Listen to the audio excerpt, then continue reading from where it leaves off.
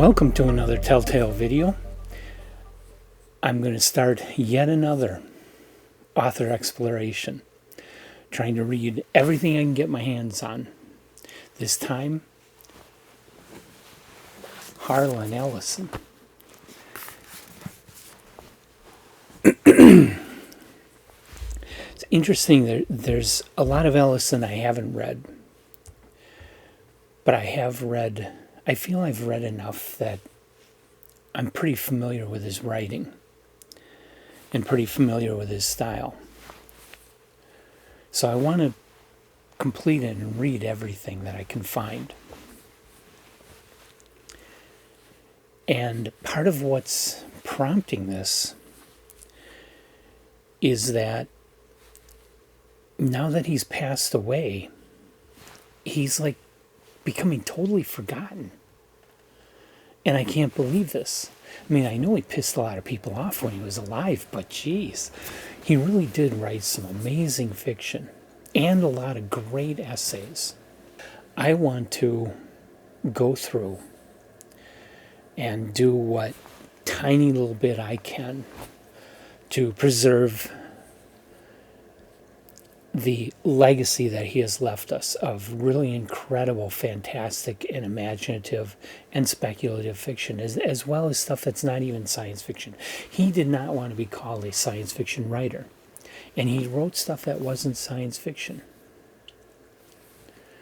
Main reason he didn't want to be a science fiction writer is that science fiction writers tended to only be able to sell more science fiction. So if he had that desire to write something else, he couldn't get it published because he was a science fiction writer. What was he doing writing about street gangs?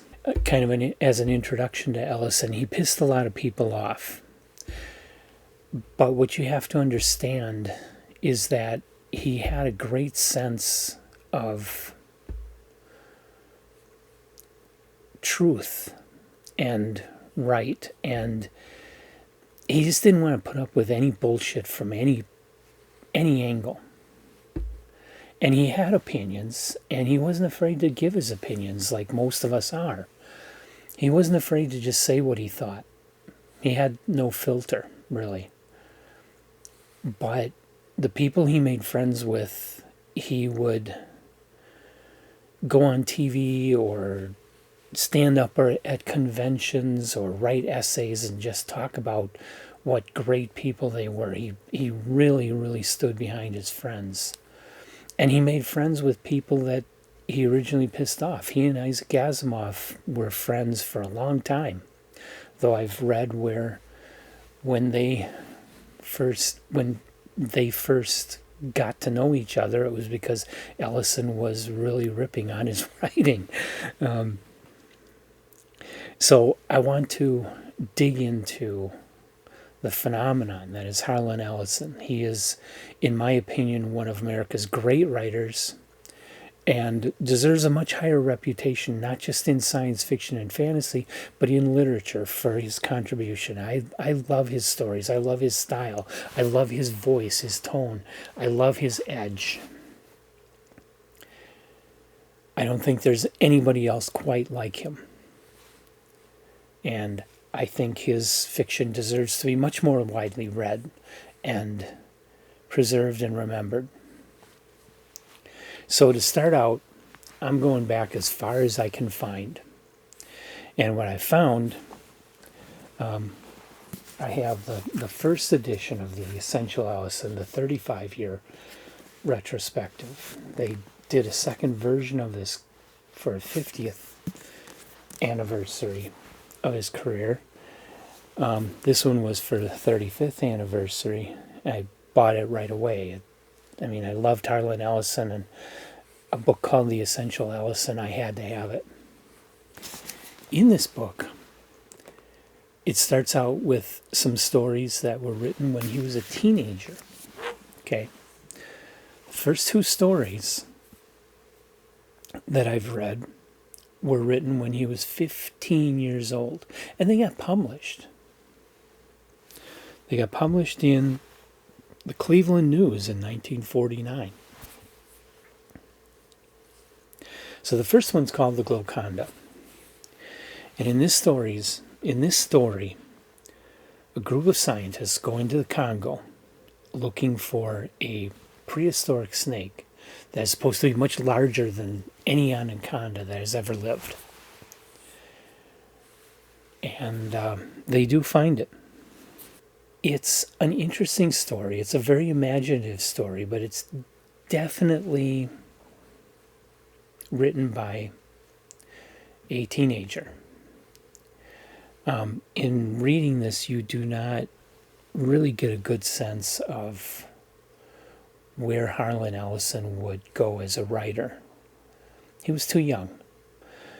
This story and the next story after that, which was called The Sword of Parmegon, about a prince who stumbles on this magic sword and then finds himself in the castle of his father's enemies, and it's a very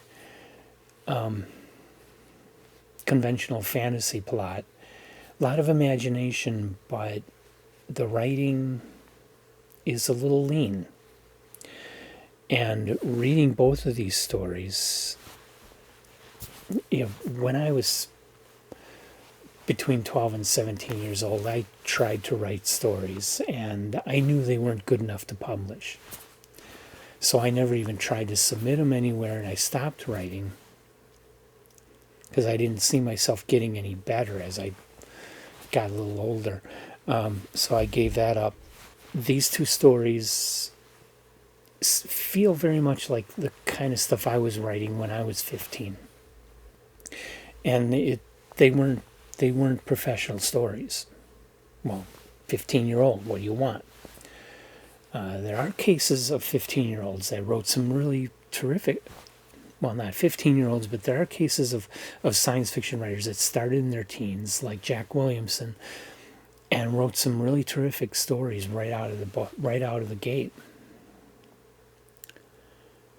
But they never ended up being the level of writer that Harlan Ellison did. Go figure. Ellison definitely went way beyond these stories.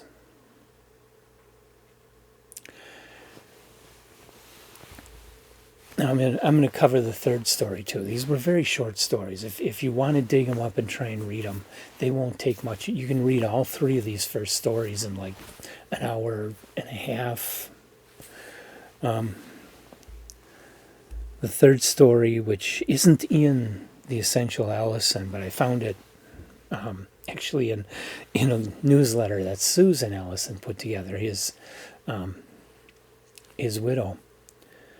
When he was still alive, she did a newsletter for a club that he had going of Harlan Ellison recordings. And you can still buy copies of that newsletter from the website that she maintains, and that's where I got a hold of it. And it's called the Annals of Aardvark. And this story is just bonkers.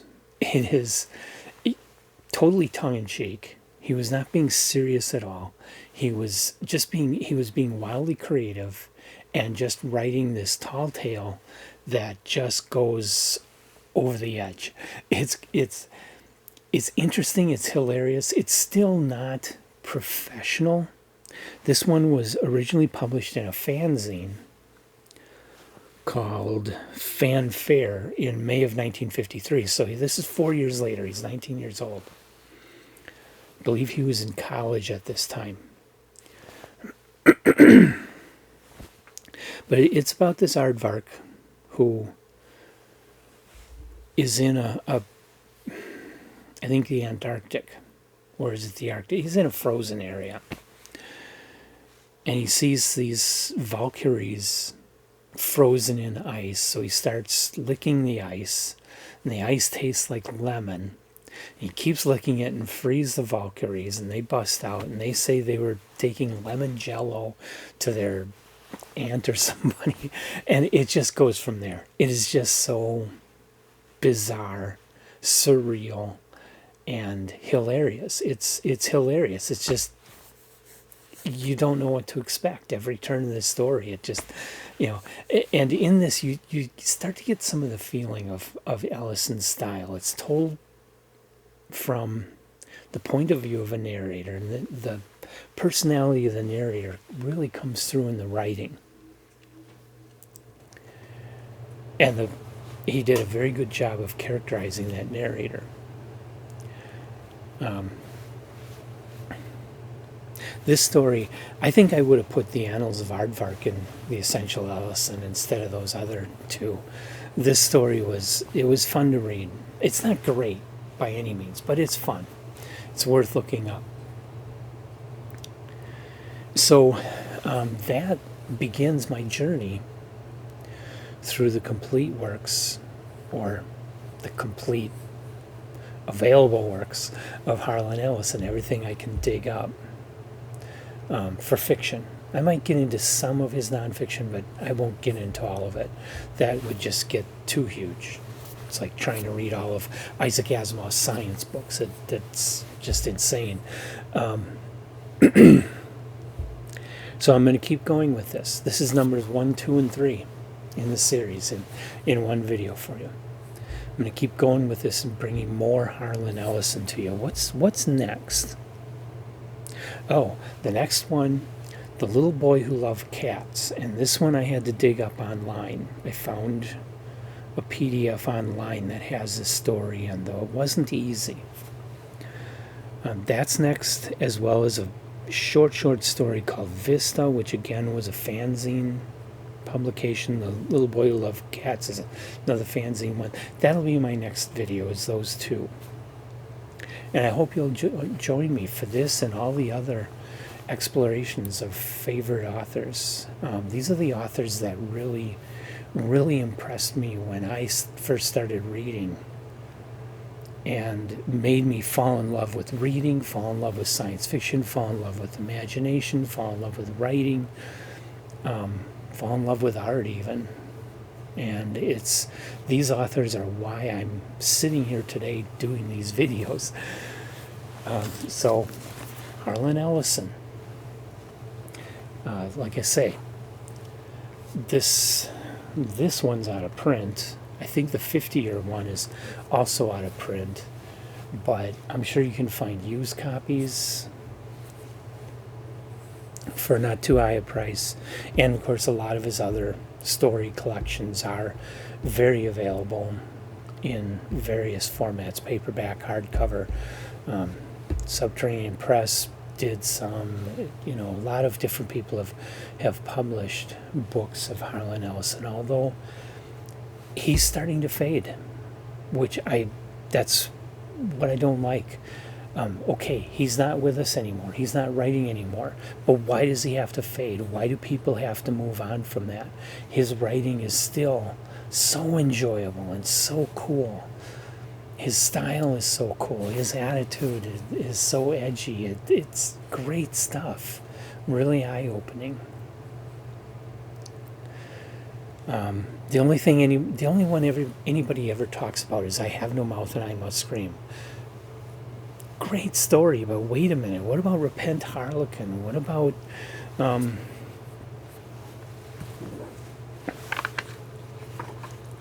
Pennies on a Dead Man's Eyes? What about In Lonely Lands? What about The Whimper of Whipped Dogs? What about The Very Last Day of a Good Woman? So many great stories. The Death Bird, A Boy and His Dog. These things are classics, and these stories are classics of imaginative and speculative literature. And you need to give it a chance. You need to try it. They're short stories, not going to take much of your time. Give them a chance. Look into Harlan Ellison. Look beyond I Have No Mouth and I Must Scream. And really think about what you're reading there. Don't get put off by his attitudes. Don't get put off by stories about him. He was a great writer and deserves to be elevated to that pantheon of great American writers. He needs a Library of America volume of short stories. He really does. He didn't write, part of his problem. Everybody wants novels. So many people, I hear this time and time again. I don't like short stories. You're missing out. You know, Ellison only wrote a couple of novels. Everything else he wrote was short stories. And those short stories were wonderful. They were great. So look him up and give him a chance. He's worth it. And I hope you'll join me and maybe read some of these stories I'm talking about. Till next time.